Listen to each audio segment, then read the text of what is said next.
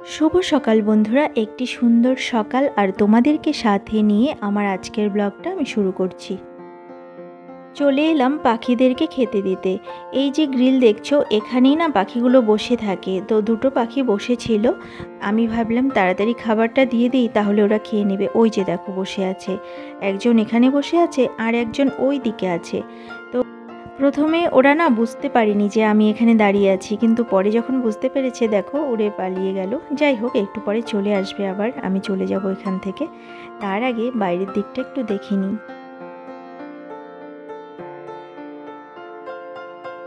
আকাশে আজ মেঘ আছে, যদি বৃষ্টি হতো তাহলে খুব ভালো হতো। দেখো তো, আকাশটা মেঘে ঢেকে গেছে কিন্তু বৃষ্টির দেখা নেই, হয়তো একটু পরে এই মেঘ সরে যাবে।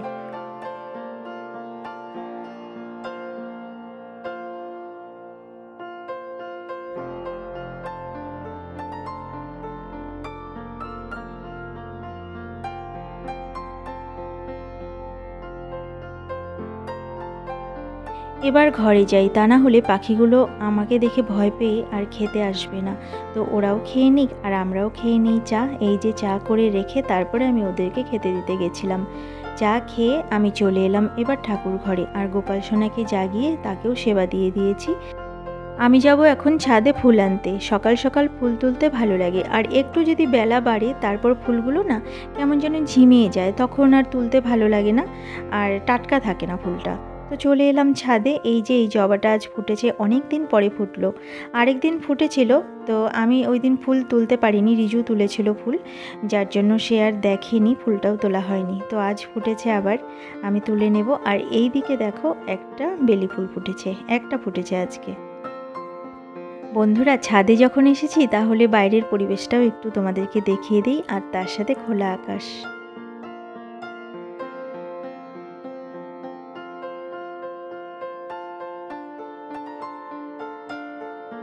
মনে পড়ে এই আম গাছে কত মুকুল এসেছিল, কিন্তু একটা আমও নেই। দেখো, এই মাঝে মাঝে দু একটা করে আম আছে, বড় হয়েছে আমগুলো। তো তোমাদেরকে আমি দেখিয়ে দিচ্ছি। দেখো, এই যে এখানে দুটো আম দেখতে পাচ্ছ, একসাথে দুটো আম আছে। আর ওই দিকে নারকেল গাছের যে পাতাগুলো দুলছে হাওয়ায় নড়ছে, তার পাশে একটা আম আছে। এরকম মাঝে মাঝে হয়তো দু একটা করে আছে, বেশি নেই। সবচেয়ে ভালো হতো এই যে এই ডাল আম গাছের, এটাতে যদি আম থাকতো তাহলে কিন্তু আমাদের ছাদের থেকেই আম পাড়া যেত, কারণ এই ডালটা আমাদের ছাদের একদম কাছে চলে এসেছে।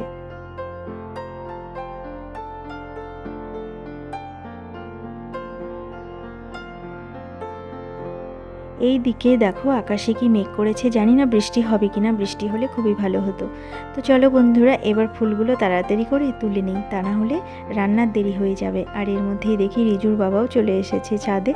এই যে এই ফুল গাছগুলো দেখছে, বলছে যখন বর্ষা হবে এই ফুল গাছের ডালগুলো কেটে আবার লাগিয়ে দেব বেশি করে টবের মধ্যে। এগুলো একটু লাগিয়ে দিলেই হয়ে যায়, মরে না সহজে। তো আমি তাই শুনছিলাম আর দেখছিলাম। ফুলগুলো ভীষণ সুন্দর, অনেক দিন থাকে আর প্রায় সারা বছরই ফোটে।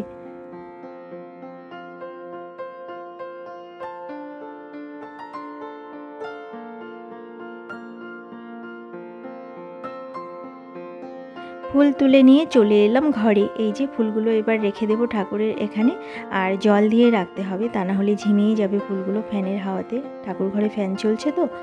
আর এবার আমি চলে এলাম রান্নাঘরে। রান্নাঘরে এসে আমি দেখো ডাল বসিয়েছি, সেটা একটু দেখিয়ে দিচ্ছি। ডালটা আমি আগেই বসিয়েছি, এটা বসিয়ে রেখে আমি ছাদে গেছিলাম। আর এই দিকে দেখো সবজিগুলো রেখে দিয়েছি, এগুলো কেটে নেব। আজ আমি বেশি রান্না করব না, কারণ আজকে আমরা খাবো পান্তা ভাত। গরমের দিনে পান্তা ভাত খেতে কার না ভালো লাগে বলো। আর এই যে ডাল ভিজিয়ে রেখেছি, এই ডালের বড়া করব। ডালের বড়া ছাড়া পান্তা ভাত কিন্তু একদমই ভালো লাগে না। আর এবার আমি সবজিগুলো কাটতে বসে গেছি। আর রিজুর বাবাকে বললাম তুমি আমাকে একটু হেল্প করে দাও, কারণ এত গরম, গরমের মধ্যে না রান্না করতে ভালো তো লাগেই না, কিন্তু কেউ যদি একটু হেল্প করে দেয় তাহলে রান্নাটা তাড়াতাড়ি হয়ে যায়, আর তাহলে ভালোও লাগে দুজনে মিলে রান্না করতে, তাই না? তো সে পেপার পড়ছিল, এখন চলে এলো আমাকে হেল্প করে দেওয়ার জন্য। দুজনে মিলে এবার চটপট করে রান্নাটা করে নেব।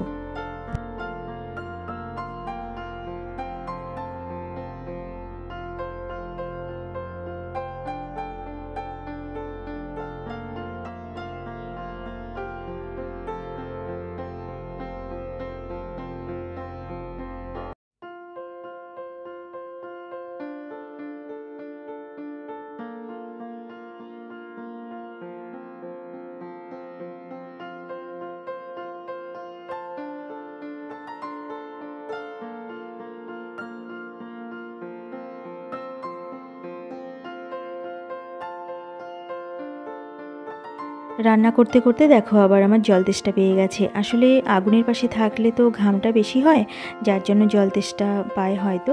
আর রান্না করতে করতে জলটাও খেয়ে নিচ্ছি। গ্লাসে করে জল খাওয়ার আর সময় নেই, একটা বোতল ভরে পাশে রেখে দিই আর একটু পরপর খেয়ে নিই। নিজের ভালো তো নিজেকে বুঝতেই হবে, তাই না? আর দেখো তোমাদের সাথে কথা বলতে বলতে আমার ডাল হয়ে গেছে, আর এইদিকে আলুটাও সেদ্ধ করে নিয়েছি। এবার খোসা ছাড়িয়ে নিচ্ছি, এটা দিয়ে হবে আলু চোখা। পান্তা ভাতের সাথে আলু চোখা খেতেও কিন্তু বেশ ভালো লাগে।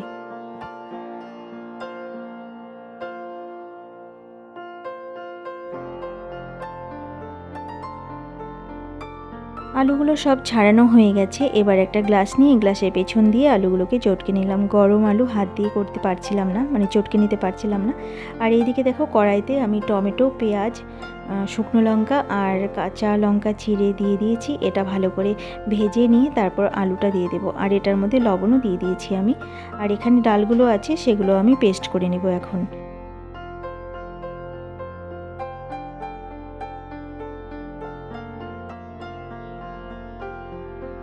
আলুটা ভাজা হতে থাকুক, ততক্ষণে আমি ডালটা পেস্ট করে নিই। আর এটা কিন্তু একদম মিহি করব না, এই যে একটু দানা দানা মতন রয়ে গেছে। আর দেখো হয়েও গেছে পেস্ট করা। এটার মধ্যে হলুদ, নুন, শুকনো লঙ্কার একটু গুঁড়ো আর কাঁচা লঙ্কা চিড়ে দেওয়া হয়েছে, সেটা নিচে পড়ে গেছে। আর পেঁয়াজ কুচি তো দিতেই হবে। এই যে বড়াগুলো এবার ভেজে নিচ্ছি।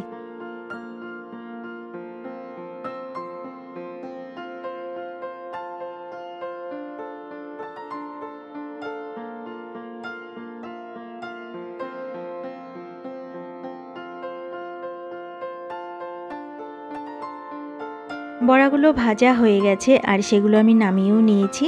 আর দেখো এই যে পান্তা ভাতের সাথে এখানে দেওয়া হয়েছে কাঁচা লঙ্কা, কাসুন্দি, লেবু, কাঁচা পেঁয়াজ আর আলু চোখা। আর তার সাথে আছে ডালের বড়া, মসুর ডালের বড়া। আর তার সাথে আছে এক বাটি ডাল।